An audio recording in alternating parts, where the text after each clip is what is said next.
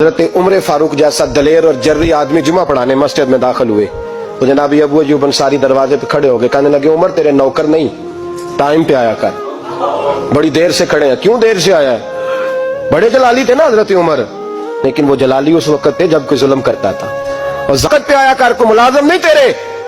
तो सैयदना फारूक आज़म मिंबर पे चढ़े और फरमाने लगे अल्लाह अबू अय्यूब अंसारी का भला करे, जब तक इस तरह के लोग मौजूद हैं कोई बादशाह बिगड़ेगा नहीं, अल्लाह इसका भला करे, इसने मेरी तवज्जो सही। और फिर उमर रो पड़े, रो के फरमाने लगे मुसलमानों माफ कर दो, गलती कोई नहीं, मेरे पास कुर्ता एक ही है और अब्दुल्ला की माँ ने वो धो के खुश्क होने को डाल दिया था, गरीब हूं, कुर्ता दूसरा कोई नहीं, तो वो जरा ना खुश्क होने में आके देख लो अभी भी गीला है।